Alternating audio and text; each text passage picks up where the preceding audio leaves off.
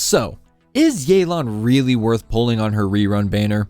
Long answer short, yes.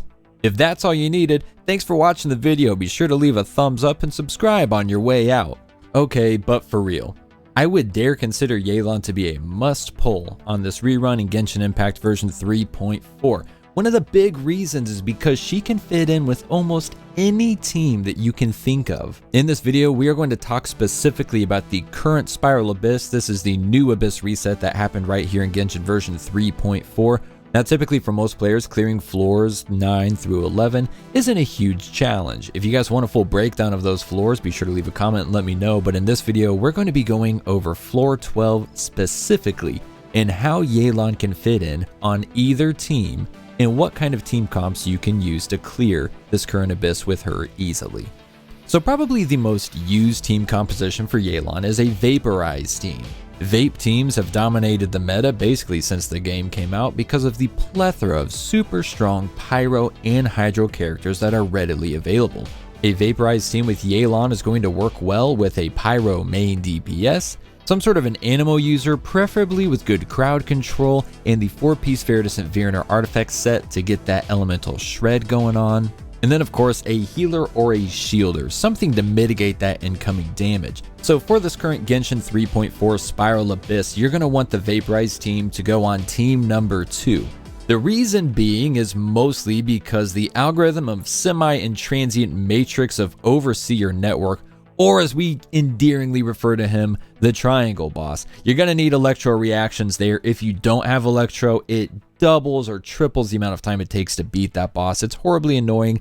I personally can't stand element-specific bosses, but that's the state of the game, so I would not take Vaporize to team number 1. Take someone with Electro up there instead. Now, perhaps the biggest downside for Vaporize team is that in most instances, it's going to be a lot of single target damage. When you look at the options for Pyro DPSs, you have Hu Tao, Yoimiya, Klee, Diluc. Those are probably the 4 most used examples. Some folks still like to use Yanfei, and hey, God bless you if that's what you're into. But either way, most of those Pyro DPS options are going to be better for single target damage, at least when you're trying to regularly activate Yelan's burst. That activates only with normal attacks. There are some units where the charge attack can trigger that as well, like Hu Tao, but other units like Klee and Yoimiya and Diluc do not trigger the burst with their charge attacks, only with their single auto attacks, which makes them much more ideal for single target decimation. Now that is where your Animo user comes in. If you've got Venti, Kazuha, Sucrose, fantastic. They all have great grouping. You can group up multiple enemies into one spot, and then your single target damage will gradually splash over and become AoE damage. Now obviously the extent to which you're able to make that single target damage AoE damage is limited pretty exclusively to how much crowd control and how much splash you can get from the swirls with your Animo user, so bear that in mind. Now between the Abyss Mages, the Eremite Scorching Lore Master, there are some enemies that are going to clash with Pyro Resistance or Pyro Shields, but don't worry, you should have enough Hydro application from Yelan plus swirls from your Animo user to tend to that Pyro Resistance without much issue. Now another great option for a Yelan team for those of you who have been stacking up on Dendro characters would be a Bloom or a Hyperbloom team. Now in comparison, you don't have nearly as many options for Dendro characters or very different Dendro roles yet. However, Yelan is so versatile, she can take over a lot of different roles on a Bloom team. If you have Alhaitham, that is perfect because he applies a ton of Dendro while on field. Then all you need is an Electro off-field applicator. Maybe that's Kuki Shinobu, maybe that's Raiden Shogun, or even Yai Miko Official. There are a ton of options for off-field Electro. You should have no problem filling that role. Now, if you don't have Alhaitham, Nahida, Kale, Dendro Traveler, these are all great options for off-field Dendro that you can still apply, and in instances like that, you can consider leaving Yelan on the field or using a different main DPS like Scaramouche, who isn't going to interfere with the Hyperbloom reactions. You can also consider using Raiden Shogun as your main DPS, keeping her on field, applying the Electro, triggering the Hyperblooms as a unit like Kale, Nahida, or Dendro Traveler, trigger the Dendro off-field with Yelan also off-field making the blooms. The great thing about a Hyperbloom team in this current Spiral Abyss is that you can take it on either team. Team 1 or Team 2, it's going to be fantastic. Team 2, it's going to really shine with AoE targeted damage for all the various smaller units that spawn both on Chamber 1 and Chamber 3. It's also nice on Chamber 2 where the hyperbloom traces down and locks onto targets when those Magu-Kinky little demons are flying all over the map. Personally, I found the most luck using a hyperbloom team on Team 1. In Chamber number 1 with all the ruined enemies, you can absolutely nuke these guys as they spawn in one by one. And then in Chamber 2, we've got these horribly annoying dragon, scorpion, bird enemies that you have to tend to. They will rock your body if you don't keep them rocked instead. Hyperbloom is a great way to take them out quickly. Okay, so what about freeze teams? Yelan works kind of tricky in freeze teams. She's not going to work in a Ganyu freeze team, however for Ayaka, she is damn near perfect. Now I know that freeze team mains can get very creative, and of course you've got all kinds of options with a unit like Chongyun who can give cryo infusion to characters, and in those instances Yelan is going to work a lot better. Now granted, a lot of times those teams aren't going to be as strong, but if you like running those teams, Yelan is a blast. If you want to run a cryo DPS Kaya, even a cryo DPS Zhongli, I know that's a meme at this point, but with the right teams and Yelan at hand, triggering her ult on all those normal attacks from units like Kaya and Zhongli is actually super fun.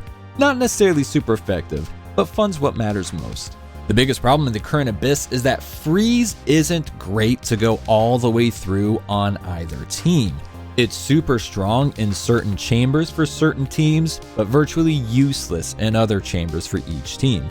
An example would be in team number 1.